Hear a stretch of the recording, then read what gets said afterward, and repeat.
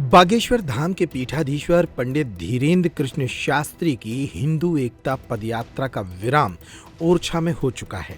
वे 160 kilometre तक पैदल चले और भारत के इतिहास में पहली बार किसी ने जाति पाति के भेदभाव को मिटाने के लिए इतनी बड़ी पदयात्रा की। उनकी इस पदयात्रा में उनके गुरु रामभद्राचार्य का आशीर्वाद रहा। जगत गुरु रामभद्राचार्य ने पदयात्रा के समापन दिवस पर ओरछा में पहुंचकर एक बार फिर उन्हें आशीर्वाद दिया।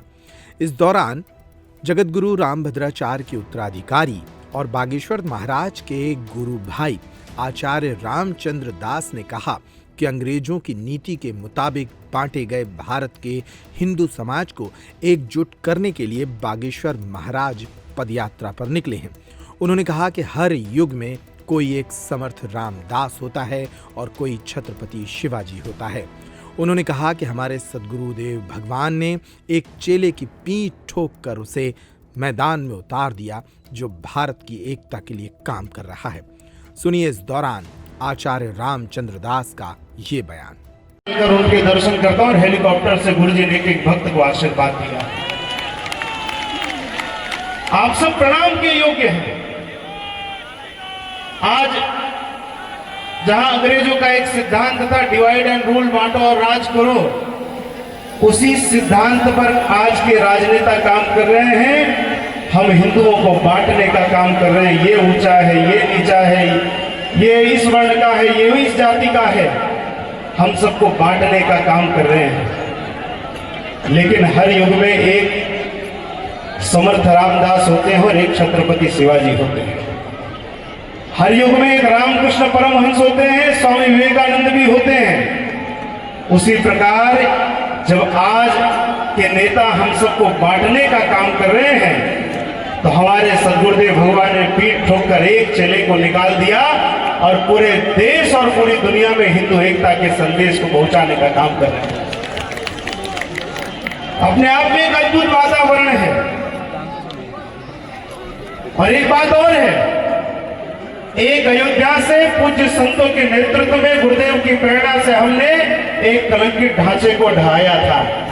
आज हमें जाति पाति के बंधन को ढाना है दूसरी अयोध्या से। ये ओरछा दूसरी अयोध्या है। इस दूसरी अयोध्या में इन पूज्य संतों और सद्गुरुदेव भगवान के चरणों में बैठ करके हमें जो जातियों के कारण हमारे यहाँ विघटन हो रहा है, जो एक दूसरे में वैमनस्यताएं आ रही, इसको समाप्त करना पड़ेगा।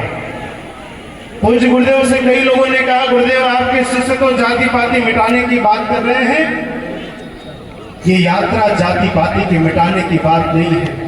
जितना गौरवपूर्ण हिंदुओं में ब्राह्मण है, उससे भी अधिक गौरवपूर्ण हमारी मां सबरी है, जिनके झूठे बैर को भगवान ने पाया था। जो ब्राह्मण दिन रात सुस्ती वाचन और वेद अध्ययन करके भगवान की प्राप्ति नहीं कर पाते, उस भगवान को भी गंगा पार केवट ने लगाया था। इस नाते केवट छोटा नहीं है। किसी जातियों के अस्तित्व के मिटाने की बात नहीं है। केवल हम सबके अंदर, हम सबके भीतर जो जातियों का जहर एक घोला जा रहा है, उस जहर को मिटाने का कार्य हमारे भैया धीरेन्द्र कृष्ण शास्त्री जी कर रहे हैं। एक बार जोरदार तालियों के साथ इनकी ऊर्जा को प्रणाम करिए, इनके आत्मबल को प्रणाम करिए। ये अद्भुत दिन है। आज हम जिस क्षण यहाँ पर बैठे हैं और ये ऐसी परिस्थिति लग रही है, महाराज जब भगवान श्री राम युवराज होते तो क्या केवट उन तक पहुंच सकता था? क्या सबरी उन तक पहुंच सकती थी? क्या निषाद राज उन तक पहुंच सकते थे? जो भक्त भगवान तक नहीं पहुंच सकते थे, आज भगवान स्वयं निकलकर उन तक वनवास के माध्यम से पहुंच गए। उसी प्रकार हमने देखा, आज धीरेन्द्र कृष्ण शास्त्री जी से ऐसा कौन होगा जो न मिलना चाहता हो? ऐसा भारत का कौन बड़ा व्यक्ति है जो इनके साथ फोटो न लेना चाहता हो? लेकिन फिर भी हम में से बहुत लोग सोचते थे कि महाराज लगता है बड़े बड़ों के ही है, जो दक्षिणा चढ़ाता है उससे मिलते हैं। और फिर यही बात निकल गए और गांव गली वंचितों उपेक्षितों को अपने गले लगाते लगाते आज ओरछा राम राजा के चरणों में लाकर हम सबको बैठा दिया। ये अपने आप में एक अद्भुत वातावरण है। आज इस यात्रा का परिणाम है पूज्य गुरुदेव ने जिस क्रम को 3 वर्ष पहले चित्रकूट से संकल्प दिलाया था, हमारे पूज्य मुनि जी यहाँ पर विराजमान है, पूज्य भूरी वाले बाबा जी विराजमान है, सभी पूज्य संतगण बैठे हैं, हमारे भैया धीरेन्द्र कृष्ण शास्त्री जी बैठे हैं। जब उस आयोजन की भूमिका बन रही थी गुरुदेव, तो पहली बार हम दोनों भाई भूमि चयन के लिए गए थे कि किस भूमि में आयोजन होना चाहिए।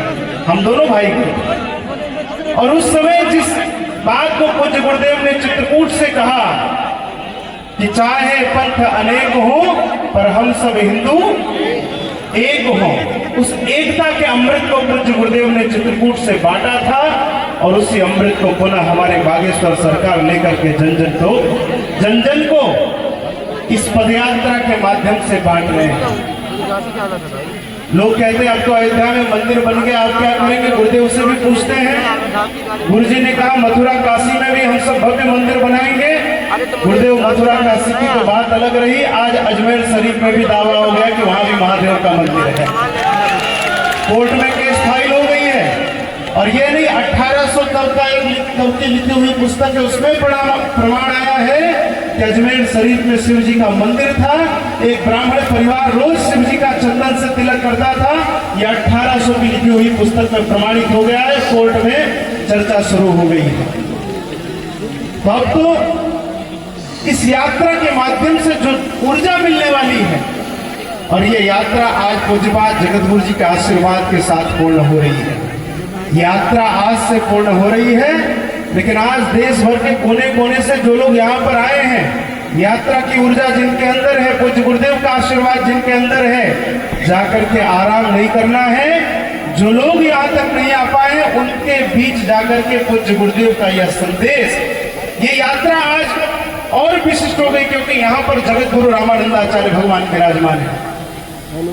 जिस समय हमारे ही विभिन्न संप्रदायों में कोई कहता था महिलाओं को भक्ति का अधिकार नहीं है, कोई कहता था इस वर्ण को भक्ति का अधिकार नहीं है, उस समय हमारे ही 700 वर्ष पूर्व प्रकट हुए जगत गुरु रामानंदाचार्य भगवान ने कहा सर्वे प्रपत्तेर अधिकारिणो मता, जाति पाति पूछे नहीं कोई, हरि को भजे सो हरि का होई।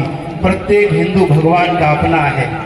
और उस समय उन्होंने रैदास जी को भी अपना शिष्य बनाया, कबीरदास जी को अपना शिष्य बनाया, सेनाचार्य जी को अपना शिष्य बनाया, और समाज के जितने वर्ग थे यहाँ तक सुरसुरी जी और पद्मावती जी को भी राम मंत्र की दीक्षा देकर सबको राम जी की शरणागति प्रदान करने का कार्य किया। तो महाराज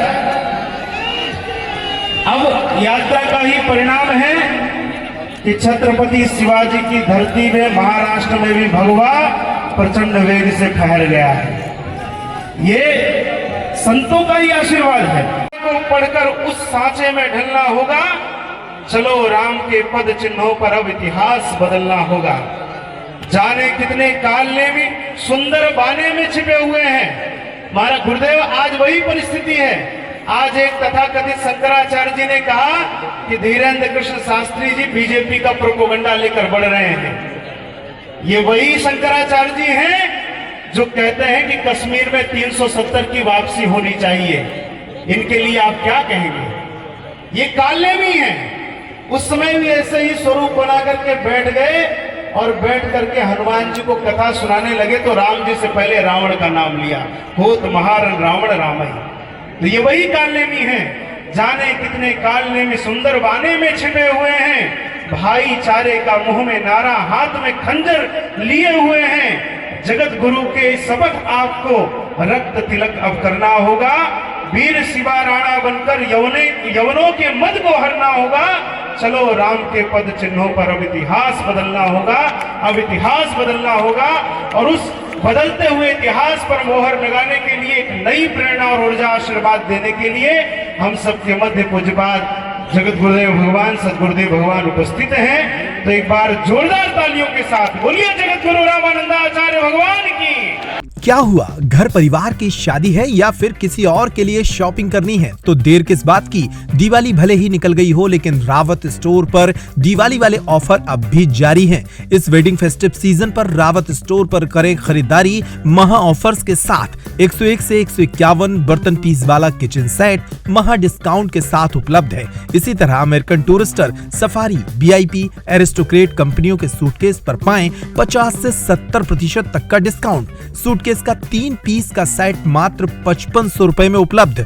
सेलो, मिल्टन जैसे थर्मोवेयर ब्रांड्स पर पाएं 35% तक का डिस्काउंट। अपने पुराने गैस चूल्हे, इंडक्शन कुकर, मिक्सर ग्राइंडर लेकर आएं और नया ले जाएं।